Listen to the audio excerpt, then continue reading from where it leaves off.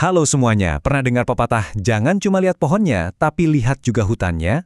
Nah, di sesi explainer kali ini, kita bakal membedah konsep krusial dari bab 6 buku legendaris Dr. Alexander Elder, yaitu indikator pasar umum. Fokus kita hari ini simple banget. Gimana sih cara kita ngecek kesehatan pasar secara keseluruhan sebelum kita berani ambil resiko di satu transaksi saham? Yuk kita mulai. Pernah nggak sih kamu ngalamin ini? Kamu udah ngabisin waktu berjam-jam, milih saham yang fundamentalnya luar biasa, pergerakannya kelihatan bener-bener sempurna, tapi pas dibeli, harganya malah anjlok. Ini tuh masalah klasik yang bikin gregetan banget, mau kamu trader pemula atau pro sekalipun. Pertanyaannya, kenapa sih saham yang udah jelas-jelas bagus bisa ikut nyungsep pas pasar saham secara umum lagi merah?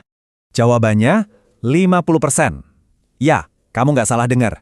Dr. Elder menekankan banget kalau sampai separuh dari pergerakan harga saham individu itu ternyata didikte sama tren pasar secara umum. Jadi sekeren apapun analisa mikroskopis kamu buat satu perusahaan, memantau kondisi pasar secara makro itu bukan cuma pilihan, tapi keharusan mutlak. Kita benar-benar harus paham arah angin sebelum mulai berlayar. Biar gampang, ini peta jalan kita hari ini. Kita akan bahas, menganalisis pasar secara luas, indeks new high new low, saham di atas MA 50 hari, garis advance/decline, dan terakhir, konsensus serta komitmen. Oke, mari kita langsung masuk ke bagian pertama, menganalisis pasar secara luas. Bayangin aja pasar itu kayak pasien yang lagi duduk di ruang periksa dokter. Sebagai dokter keuangan, kita kan nggak mungkin cuma ngecek satu jari aja buat mastiin pasien itu sehat kan? Kita butuh memeriksa tanda-tanda vitalnya. Nah, kita bakal pakai serangkaian indikator buat ngecek detak jantung si pasar ini, tekanan darahnya, sampai kondisi psikologisnya. Dari sinilah diagnosis yang presisi tentang kesehatan pasar itu dimulai. Lanjut ke bagian 2, mari kita bahas indeks new high new low. Nah, ini dia, indeks New High New Low, atau sering disingkat NHNL. Formulanya tuh simple banget, tapi akurasinya luar biasa. Kamu tinggal ambil jumlah saham yang mencapai level tertinggi baru dalam setahun, terus dikurangin sama jumlah saham yang jatuh ke titik terendah baru di hari yang sama. Kenapa ini penting banget? Karena indikator ini benar-benar ngelacak para pemimpin sejati di pasar. Saham-saham yang mecahin rekor inilah yang sebenarnya jadi mesin pendorong sebuah tren, mau itu naik atau turun. Coba perhatikan garis mendatar di tengah itu. Itu namanya garis nol atau center line, ibarat medan pertempuran utamanya. Posisi garis indikator NHNL terhadap si garis nol ini ngasih kita bukti visual instan tentang kubu mana yang lagi menguasai pasar. Kalau garisnya ada di atas nol, berarti para pembeli atau kubu bulls lagi memegang kendali penuh.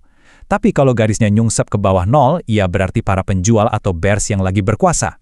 Jadi patokannya gini, saat indikator ini stabil di atas nol, itu waktunya kita mulai ancang-ancang cari posisi beli. Pasti di bawah nol, fokus saja ke posisi jual. Dan ini yang paling menarik, coba deh perhatikan angka plus 2.500 pada skala mingguan. Kalau indikator NNNL bisa nyentuh atau bahkan melewati level itu adalah konfirmasi super kuat buat pasar bull sejati. Angka ajaib ini nggak bakal pernah tersentuh kalau yang terjadi cuma sekedar rally sementara di tengah pasar yang lagi hancur. Masuk ke bagian 3, saham di atas MA 50 hari. Sebelum kita bahas teknisnya lebih jauh, ada satu wawasan psikologis dari Dr. Elder yang menurutku brilian banget soal perilaku massa di pasar.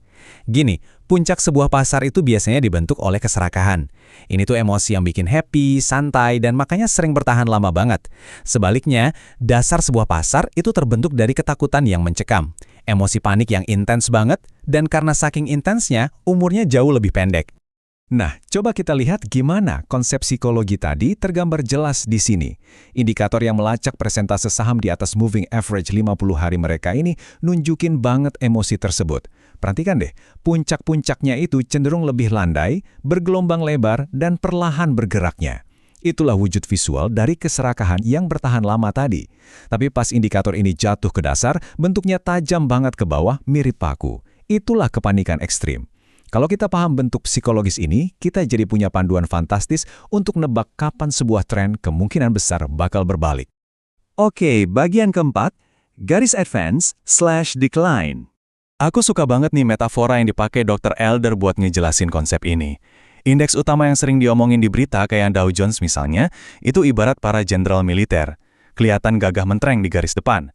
Nah, garis advance/decline atau garis AD yang ngitung selisih saham naik dan saham turun, itu adalah barisan para prajuritnya. Pertanyaannya simpel aja, pas para jenderal ini maju menyerang, apakah para prajurit benar-benar ikut di belakangnya atau jangan-jangan si jenderal lagi lari sendirian? Garis AD ini fungsinya emang ngelacak hasil pertempuran tiap hari.